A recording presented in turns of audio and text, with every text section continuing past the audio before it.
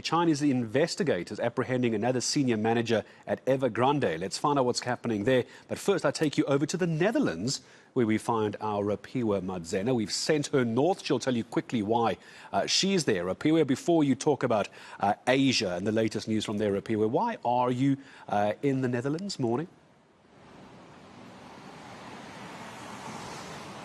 Very good morning to you, Gareth. We are in the Netherlands this week to explore the opportunities that a strategic partnership between South Africa and the Netherlands can unlock for key industries in agriculture as well as green hydrogen. So today we'll be exposed to the green hydrogen projects here in the Netherlands and the investments that can be made in South Africa to replicate that technology to help with our electricity crisis.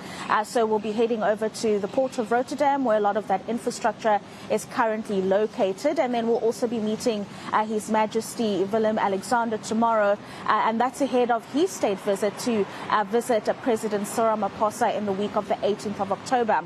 But let's take you to China now. We've got the CGTN correspondent Zheng Chunying, who joins us this morning. And let's start with the developments around Evergrande, Jin, and the arrest that was made of the chairman for allegedly being complicit in illicit crimes.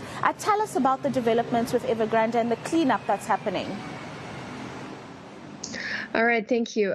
The latest news that we've got is, of course, Xu Jiayin, who is the head or the board chairman of China Evergrande Group. He has been placed under mandatory measures by local authorities, and that has been trending across Chinese social media over the past few days. And 2 weeks ago, several employees working in the wealth management unit of the debt-ridden property developer have also been placed under criminal probe. And all of these signal that China has gone a step further in tackling the problems of its property market. And also, according to an official statement, the case is subject to further investigation, adding that the investors who bought Evergrande's wealth management products can now report their cases through online channels, telephone calls, text messages, and other means. So these are the only official information I can share with you with regards to that.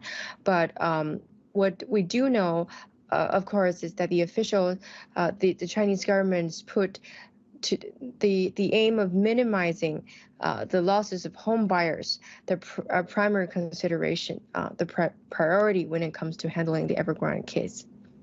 That's all from me. Back to you. Yeah, very interesting. Yeah, thank you. Some other news now when it comes to broader economic issues. China really curbing the exporting of minerals necessary for semiconductors, citing security issues. Tell us a little bit about that and whether that will have a significant impact on the export economy in China. Thanks for your question.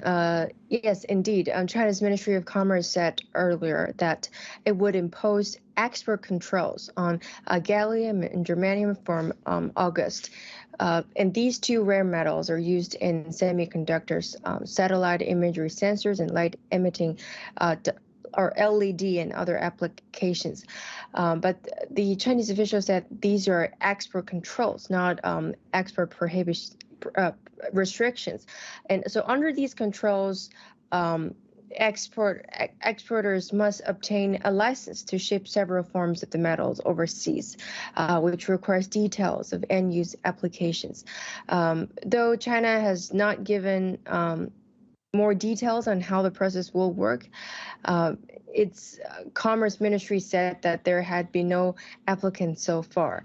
And we know that these measures comes after the U.S.'s curbs on sales of key technology to China.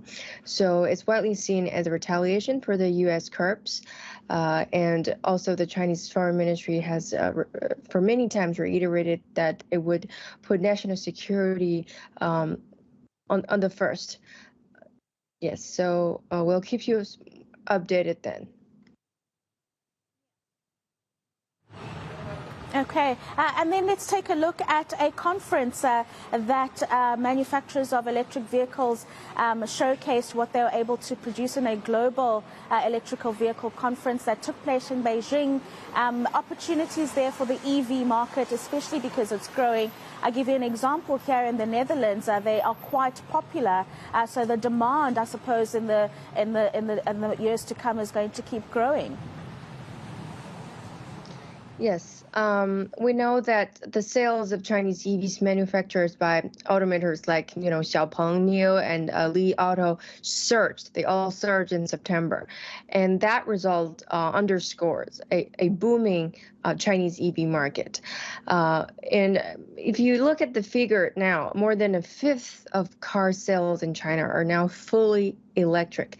And that put the country among the top 5 globally with regards to EV penetration. However, there are challenges. Challenges have emerged to China's EV dominance. For example, they are facing growing regulatory scrutiny abroad, particularly in the Europe and the U.S., as lawmakers there are now seeking to protect their domestic industry. For example, the European Union regulators last month launched a probe, an investigation into state subsidies for Chinese EV makers. Although not much information on whether China is going to take a lead in South Africa yet, I'm sure that the Chinese EV companies will seek more opportunities globally and to expand its dominance and to seek more opportunities to work and more partners. Yeah, let's end on a positive note. The Chinese National Day holiday that is celebrated in China, no doubt attracting Chinese travel from across the globe. Tell us about the significance of this holiday and the tourism opportunity that it presents as well.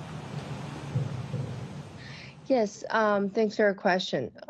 This holiday is called Golden Week, and it's a very good opportunity for people to spend, to travel, to go out.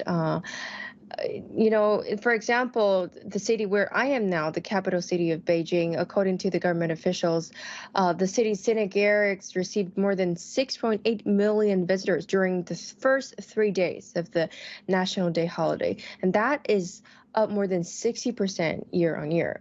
And the city has organized many cultural activities. Thousands of cultural activities in public venues such as museums have also made adjustment to meet the demand during the holiday, with many expanding their visitor capacities, extending their opening hours. And these, of course, bring a sharp increase in tourism revenues. And that is the significance of the holiday as well. During the period, the major scenic areas in Chinese capital recorded a total revenue of over 418 million yuan, and that is about $58 million.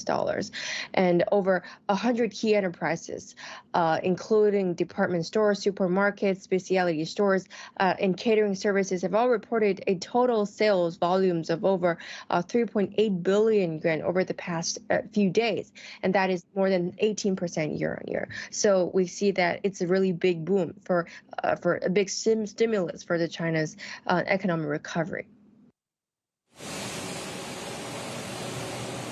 Yeah, thank you very much, Zheng Chunying, for joining us. She's a CGTN correspondent, giving us a wrap of the world's second biggest economy and the major developments around there. A key trading partner for South Africa, but very important.